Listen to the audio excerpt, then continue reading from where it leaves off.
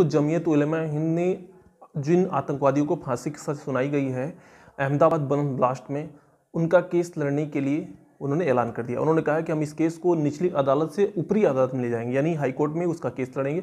अगर high court से उनको संतुष्टि नहीं मिलती है, अगर उनको न्याय नहीं मिलता है, तो वो उसको सुप्रीम कोर्ट में ले जाएंगे। मतलब समझिए इस बात को कि इसके पीछे की वजह क्या है।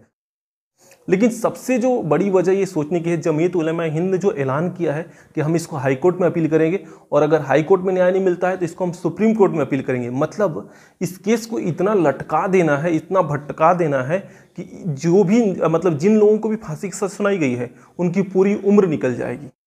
जमीयत उलेमा हिंद ये भी एक आतंकवादी संगठन ही है, और ये आतंकवादी संगठन ही है, इसीलिए एक आतंकवादी का केस लड़ने के लिए तैयार हो गए हैं और ये बोल रहे हैं कि इन आतंकवादियों को न्याय नहीं मिला है, इनको हम न्याय दिलाएंगे। तो दोस्तों नमस्कार, जय हिंद, वंदे मातरम। मेरा नाम हिमांशु सिंह है और आज हम इसी चीज़ का विश्लेषण करेंगे कि ऐसा क्या है इन संगठनों में कि आतंकवादी को सपोर्ट करने लगते हैं, और जब तक ये सारे मामले नहीं होते हैं तब तक ये बोलते हैं कि नहीं, हम आतंकवादियों का समर्थन नहीं करते हैं, ऐसे किसी भी कृत्य का हम समर्थन नहीं करते हैं जिनमें किसी की हत्या की गई हो। तो आप एक बात समझ लीजिए दोस्तों कि अहमदाबाद बम ब्लास्ट में मोदी जी को मारने का प्लान था, लेकिन वो उसमें असफल हो गए थे। मोदी जी उसमें नहीं, मोदी जी को नहीं मार पाए थे, लेकिन उसमें बाकी लोग तो मरे ही थे, और सारे के सारे जो लोग मरे थे वो हिंदू थे। उसमें करीब 75 हिंदू मारे गए थे और 200 जो हिंदू थे वो घायल हो गए थे। तो इस मैटर के उपलक्ष्य में ये करीब 28 जुलाई 2008 को हुआ था ये ब्लास्ट, और इसका फैसला अब आया है 18 फरवरी 2022 को। मतलब कुल मिलाकर के 14 सालों में ये फैसला आया है, और इस पर भी अभी आपत्ति जता रहे हैं, क्योंकि ये सीबीआई का निचली जो कोर्ट है उसने आदेश दिया था, उसने अपना ये फैसला सुनाया है, जिसमें करीब 38 लोगों को फांसी हुई है और 11 जो लोग हैं उनको उम्र कैद की सज़ा हुई है, और ये सारे के सारे मुसलमान हैं। सबसे सोचने वाली बात ये है कि सारे के सारे मुसलमान हैं, इसमें किसी और धर्म के लोग नहीं हैं, लेकिन फिर भी लोग ये कहते हैं कि जो भी आतंकवादी होते हैं मुसलमान नहीं होते हैं। मतलब अगर अभी जो शख्स हैं जिनको फांसी की सजा सुनाई गई है वो अगर 30 से 40 की उम्र में है, तो अगर हम इसको हाई कोर्ट में अपील करेंगे तो वो भी 10 साल लेंगे सज़ा सुनाने में। इसको अगर हम सुप्रीम कोर्ट में अपील करेंगे तो वो भी 10 साल लेंगे। इस तरह से 20 साल तो निकल जाएंगे, और 20 सालों में जिनको फांसी की सजा सुनाई गई उनकी उम्र कितनी हो जाएगी? 50 या 60 हो जाएंगी। मतलब अपनी जो जीवन है वो पूरी तरह से जी लिया उन्होंने, अब बचा ही क्या है? मरना ही तो है, और क्या करना है। ऐसे लोग सिर्फ खा करके मरना ही तो जानते हैं। तो उनका जो जीवन था वो तो निकल गया, लटकाया, भटकाया, अटकाया, और जो जमीयत उलेमा जो हिंद था उनका भी काम निकल गया। अब उनको इसके बदले में और ज़्यादा चंदा मिलेगा, और ज़्यादा हवाला से पैसा आएगा, मतलब इनकी जो आय है उसमें और ज़्यादा बढ़ोतरी हो जाएगी। अब समझिए कि इसके पीछे का जो सत्य है वो मैं आपको बता रहा हूँ कि ये केस लड़ने की वजह क्या है। और दूसरी वजह मैं ये एक बात बता दूँ दोस्तों कि जमीयत उलेमा हिंद जो ऐसे जो संगठन है, जैसे पीएफआई है, पॉपुलर फ्रंट ऑफ इंडिया, ये सारे के सारे जो संगठन है ये एक मुस्लिम संगठन नहीं है, बल्कि एक आतंकवादी संगठन है। ये उन मुसलमानों का प्रतिनिधित्व नहीं करते हैं जो कि सच्चे इंसान है, जो कि अच्छे इंसान है। ये उन मुसलमानों का प्रतिनिधित्व करते हैं जो कि आतंकवादी हैं, जो कि ये कहते हैं कि जो हिंदू हैं वो काफिर है, ईसाई काफिर है, इनका कत्ल करना चाहिए, इनका कत्ल करना जायज़ है। तालिबानी सोच है इनकी, आईएस सोच है इनकी, इंडियन मुजाहिदीन वाली सोच है इनकी।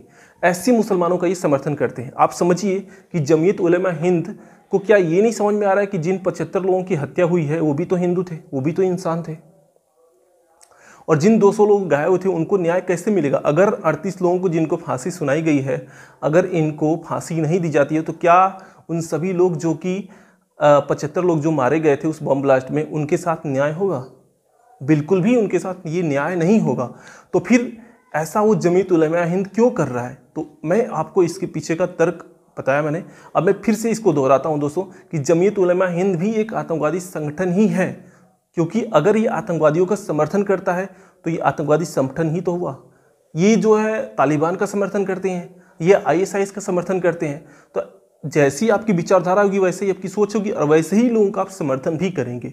तो ये जितने भी संगठन है, अगर ये आतंकवादियों का समर्थन करते हैं, इसका मतलब ये है कि ये भी एक आतंकवादी संगठन ही है। इनका चेहरा भले ही सेकुलर है, सर्वधर्म समभाव वाला, लेकिन इनकी जो काम है वो आप समझ सकते हैं कि अभी जो ये कृत्य कर रहे हैं आतंकवादियों का समर्थन करके, ये साबित कर रहे हैं कि हाँ, हम भी आतंकवादी ही हैं और हम एक आतंकवादी समूह का प्रतिनिधित्व करते हैं।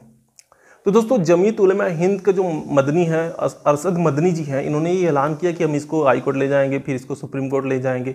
मतलब कितनी अच्छी बात है, उन 75 लोगों के साथ ये न्याय कर रहे हैं। इनको मतलब इसलिए नहीं है उनसे क्योंकि वो सभी हिंदू थे। अगर वो मुसलमान होते तो ये केस लड़ने से इनकार कर देते। समझिए इस क्रोनोलॉजी को कि जिन लोगों की हत्या हुई है, जो लोग उन बम ब्लास्ट में मारे गए थे, अगर वो मुसलमान होते तो ये केस इसका नहीं लड़ते। और जो इनको फांसी हुई है, अगर वो हिंदू होते तो ये कभी भी ये नहीं कहते कि हाँ हम इनको फांसी के खिलाफ हम जाकर के हाई कोर्ट में अपील करेंगे, जाकर के सुप्रीम कोर्ट में अपील करेंगे, ये कहते ही नहीं कभी। तो ये जो इनकी चाल है, ये आपको समझना पड़ेगा कि इनकी जो चाल ढाल और ढंग जो है वो हमेशा से ही अलग ही रहा है, इस देश के खिलाफ रहा है, इस देश के सिस्टम के खिलाफ रहा है। और निचली अदालत का जो फैसला आया है उसमें जिनको फांसी की सज़ा हुई है, अब उनके साथ होकर के ये साबित कर रहे हैं कि हाँ हम एक आतंकवादी संगठन ही है और हम आतंकवादियों का समर्थन करते हैं। हम आईएसआई का समर्थन करते हैं क्योंकि उसका भी यही कृत्य है बम ब्लास्ट करना। हम तालिबान का समर्थन करते हैं क्योंकि तालिबान का भी यही कृत्य है बम ब्लास्ट करना। तो इस तरह से इन्होंने अपनी जो असली जो चेहरा है उसको सामने ला दिया है। अब समझना आप सभी को है कि इनको क्या करना है, इनका बहिष्कार करना है या फिर इनको आगे बढ़ाना है, ये आपके हाथ में है। और आने वाले समय में चुनाव भी हो रहा है, अभी भी चुनाव चल रहे हैं, तृतीय चरण का, द्वितीय चरण का चुनाव हो रहा है यूपी में। तो ये आपको दिखाना है कि आपको किसका साथ देना है। आपको एक अच्छे व्यक्ति का साथ देना है, एक ऐसे व्यक्ति का जो हिंदुत्व के ऊपर सहायता करता है, उसको आगे बढ़ाने की कोशिश करता है हिंदुत्व विचारधारा को, या फिर आपको एक ऐसे व्यक्ति का साथ देना है जो आतंकवादियों का समर्थन करता है। क्योंकि दोस्तों जिन 38 लोगों में फांसी सुनाई गई है उसमें एक व्यक्ति सपा का भी है, सपा के जो विधायक है उसका बेटा है। आप समझिए इस बात को।